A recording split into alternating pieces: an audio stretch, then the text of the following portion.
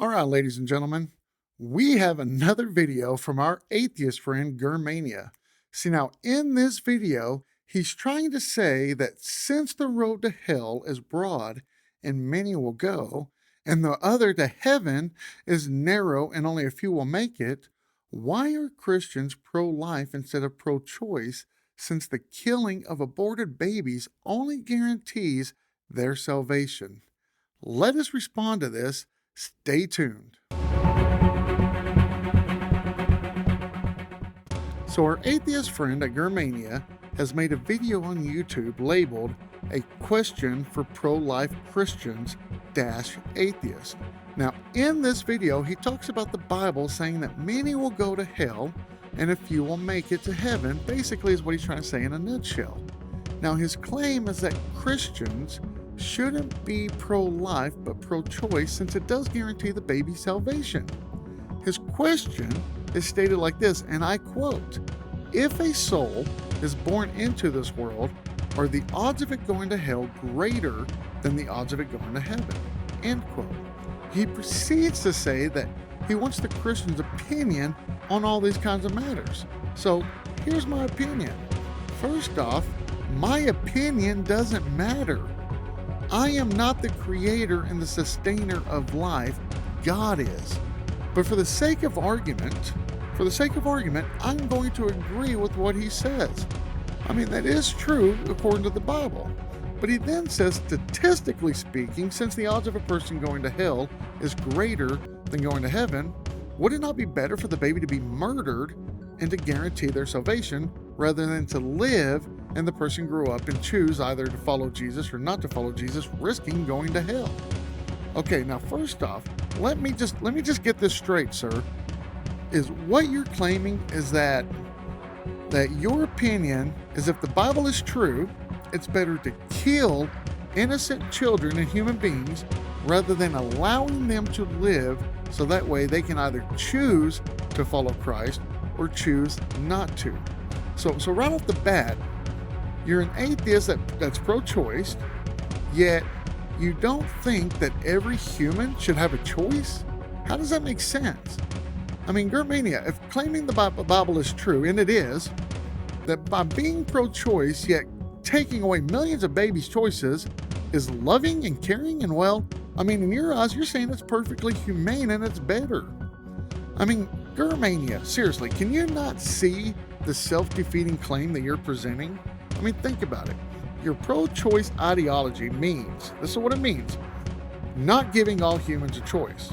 Pro-choice, not giving all of a choice. Not all humans deserve a choice, but you're pro-choice.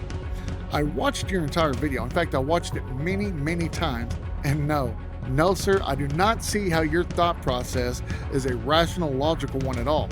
In fact, your claim breaks two laws of logic. The law of non-contradiction, which states P is not non-P, meaning that in your ideology, you can't claim to be pro-choice, yet say take away the baby's choice. And it also breaks the law of excluded middle, which states it's either P or non-P. And in your case, you have to be either pro-choice or pro-life, but you can't be both. I mean, if you want to say you're for abortion, which, by the way, I mean, all you're really trying to say is that you're for murdering innocent babies, then make that statement.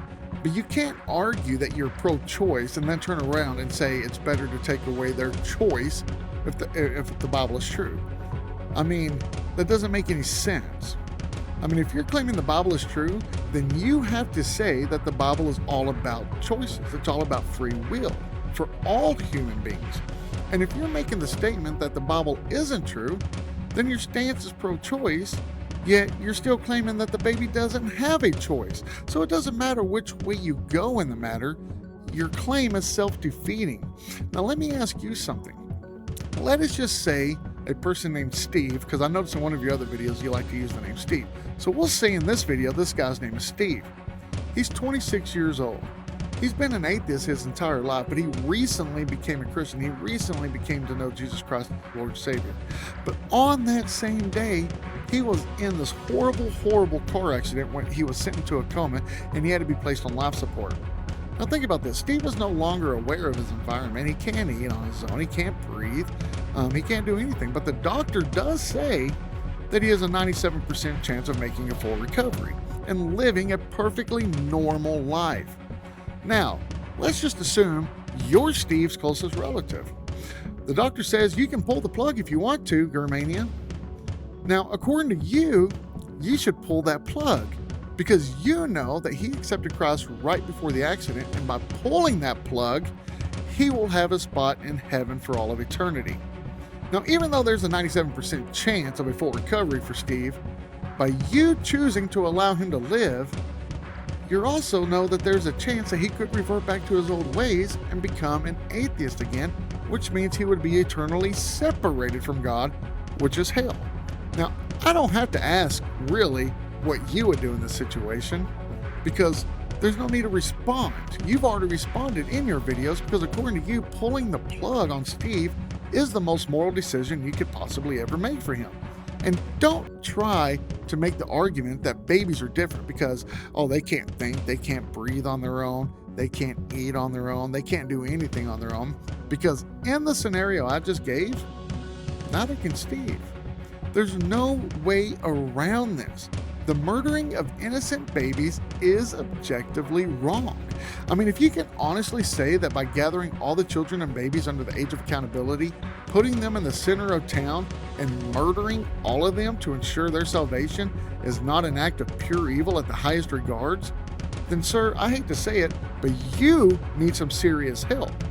The last thing I'm going to ask is this.